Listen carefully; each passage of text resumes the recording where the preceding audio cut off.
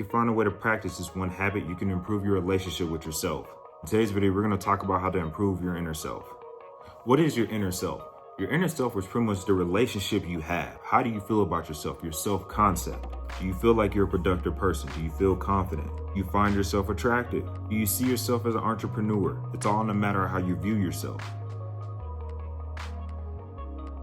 Why is it important to have a relationship with your inner self? The biggest thing with having that interpersonal relationship is the self-awareness and the benefits it can add to your life.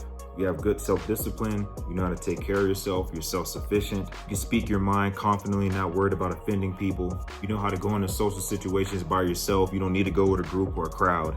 And of course, if you know some shit were to hit the fan, you're confident you can not only fend for yourself, but speak up for yourself as well too. If you know how to implement this one habit and do it on a day-to-day basis, this is how you can strengthen that relationship with yourself. This is how you can figure out the negative beliefs, you can figure out the negative thought patterns that goes through your head daily. It allows you to filter out what's causing you to procrastinate, what makes you feel like you can't be focused, why you can't accomplish set goals.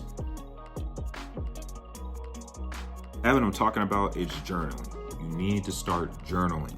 The thing about journaling is that it allows you to get out of your head, okay? It allows you to catch those very first few thoughts that you have when you get up in the morning. Depending on the situation, a lot of times the first thing that comes to our mind when we get up is typically a negative thought. I don't feel like going to work this morning. I'm actually off work today, but my kids need to get to school. I can't wait till they get older. Like that when you don't know how to set the tone for your day, if you don't know how to combat those negative thoughts, especially when they first get to your brain in the morning, if you don't know how to catch those negative thoughts and stop them in their track, this is allowing you to set a negative tone, not only for your day, but for the days coming.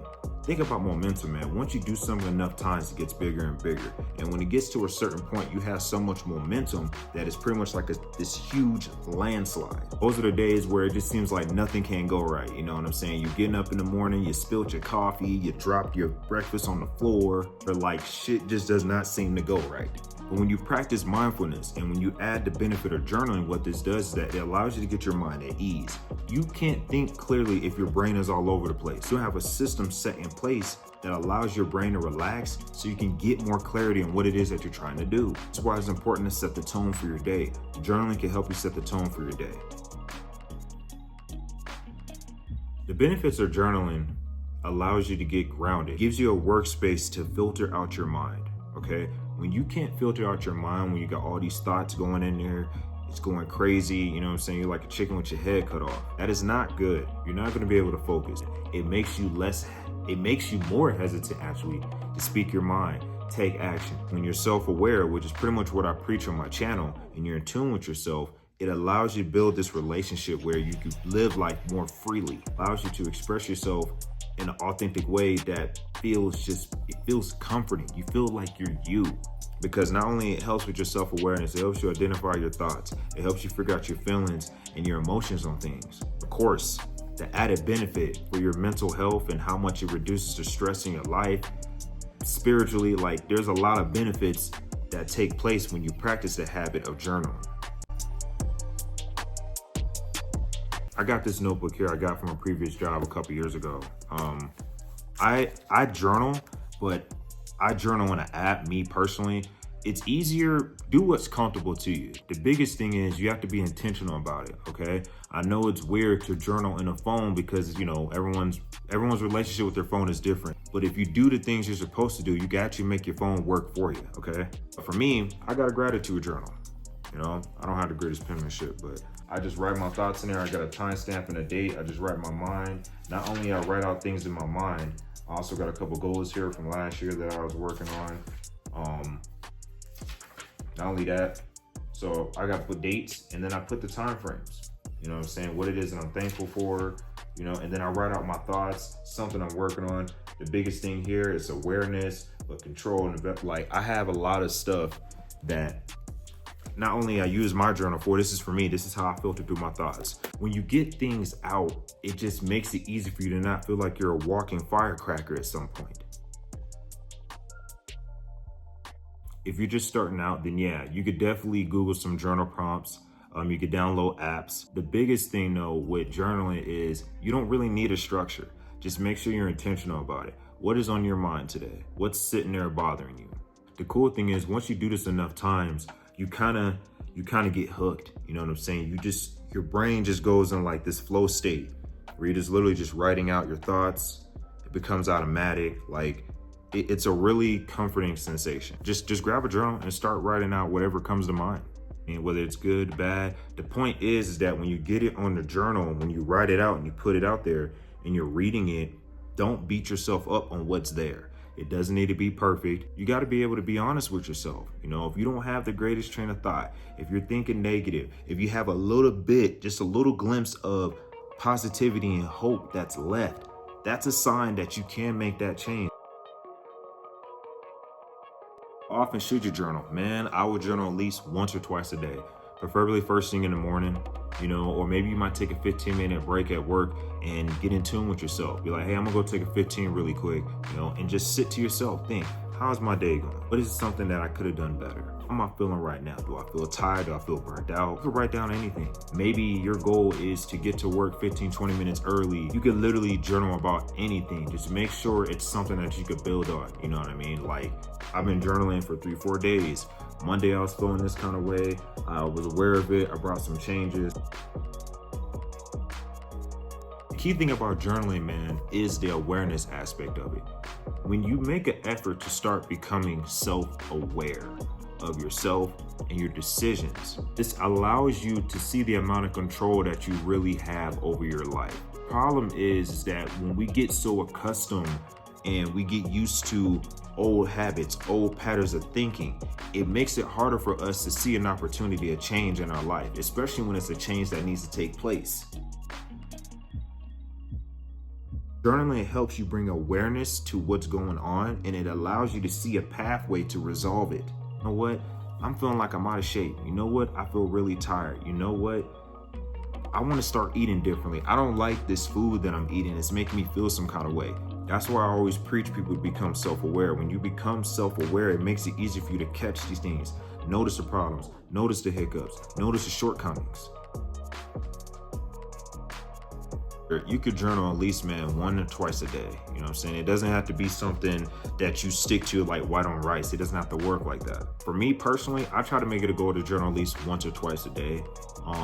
If I miss a day, it's not the end of the world. But the key thing is when you miss a day, especially if it's something you honestly want to keep up with, hell, you could do weekly journaling. I know some people like to do resets on Sundays. That's a big thing. I would love to get to that point, but we're working on it. I'm still employed for somebody else, but I love the cool Sunday resets that people do. You know what I mean? Where they clean their space, they got their candles, their incense, you know what I'm saying? The Sunday resets are dope. But do what works best for you. If you don't feel like journaling every single day, journal once a week.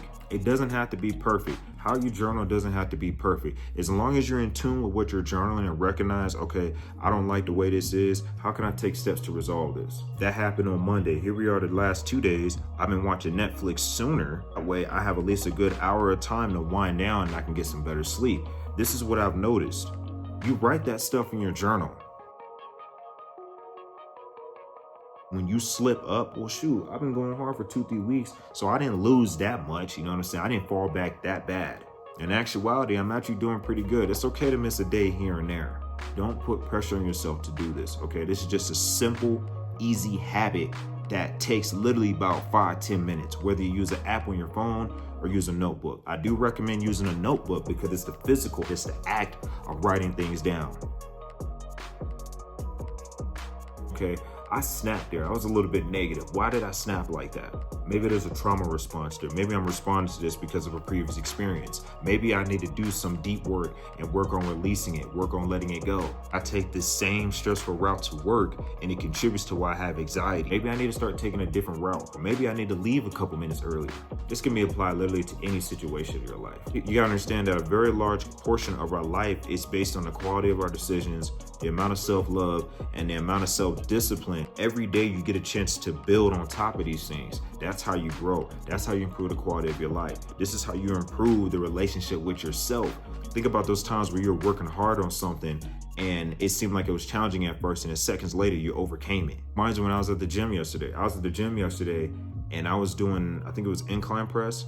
Was it incline press? It was dumbbell incline press. I had some issues with my shoulder, so I had to take some time off. But at the same time, I kept plateauing at 40 pounds for my dumbbell. The last time I took some time off, I capped at 45, didn't even get 10 reps in. Yesterday, I got a little curious. I was like, you know what? Let me go ahead and do some warm-up sets really quick with these 30s. Let me jump to 50. Let me just try something crazy really quick. I got the 50-pound dumbbells and I made it to I was on like the 8th or 9th rep. And I was like, can I hit 10? Can I at least get 10 out of one of these sets? I'm on my last rep. I'm pushing it out. And I finished it. I ended up getting 10 reps. I got an app that I track my progress. I want you to experience the same thing. It doesn't have to be with working out. It could be with anything at work. It could be with a train of thought. It can be applied in so many different avenues, man. You just have to have enough self-awareness to recognize the progress that's being made. That was a really drawn out way of saying you just have to stay consistent. The only way things are going to get better for you is if you stay in the game long enough. Practice delayed gratification, you know what I'm saying? Showing up for yourself. Are you taking accountability when you're making mistakes? Are you recognizing the mistake that you made, and instead of just seeing it as a loss, you see it as a lesson? And if you're not in tune with yourself, if your habits are not on point, that's okay. Don't beat yourself up over it, all right? We're not put in this place to be perfect. We're put here to not only live life, but experience it. You can experience the best things in life through your ups and downs. It's all in a matter of how you're looking at it. Now, this isn't saying put yourself in a fucked off situation, but sometimes we get our cards reshuffled, and when we get dealt some pretty interesting cards, it makes it seem like life is beating us up. It makes it seem like we're coming up short, or we're constantly running into like a plateau.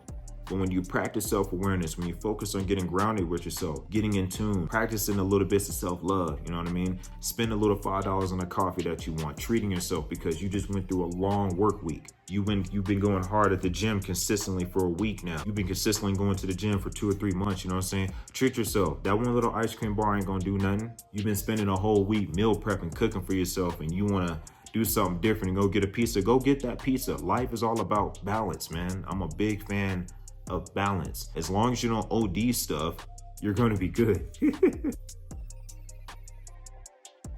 Also, to kind of help build your inner self, build that relationship with yourself, will be not only mindfulness, which is meditating, taking walks out in nature. I'm a big fan of getting out in nature. When you walk outside, man, the earth just has this natural grounding. So a few other things you can do outside of this journaling, be one, practicing mindfulness. You know what I'm saying? I encourage people, make it a goal to meditate at least 5 to 10 minutes a day. Another great one will be walking out in nature. Walking out in nature is one of the easiest, I feel like one of the best ways to not only get in tune with yourself, but the self-awareness there, it's a great feeling, because the earth has this really natural way of not only grounding you, but it kind of invites you in a little bit. It wants you to get closer to it. It wants you to be connected. This is why it's so important to have some form of a grounding routine. Some people have a set morning routine where they wake up, they pray to God, they journal out their thoughts, and they go on with the rest of their day. Some people that wake up at 3 a.m., just to do their grounding, whether that be outside meditating or that could be talking to the Most High, whoever you believe in. Everybody has different routines on how to ground themselves. You just have to find one that works for you. Maybe you like getting up in the morning and sipping your coffee and being still for the first hour in the morning. You can do that too. You need to have a routine that allows you to get grounded in the mornings. When you do this, it allows you to set the tone for your day, and it gives you it allows you to be more in charge of your emotions, especially when you're triggered. Hey man, if you made it to the end of the video, thank you so much. If anything in here resonated with you, please drop a comment in the box below. Stay tuned to my podcast. I am working on dropping a podcast between today or tomorrow. I don't know when this video is going to drop. I would like to get it out today, but I got work in less than 2-3 hours. But if anything resonated with you, please drop a comment below. And if there's a particular topic or something you want me to speak on or explore, let me know as well too. Yeah, man, it's your boy Speaks. Again, shout out to all my new subscribers, man. We had a pretty good jump. We went past 100 subscribers. So thank you everybody for joining the community. If you came over from any of my other platforms like TikTok or Instagram, thank you so much. And yeah, man, it's your boy Speaks, and I'll catch you on the next one. Peace.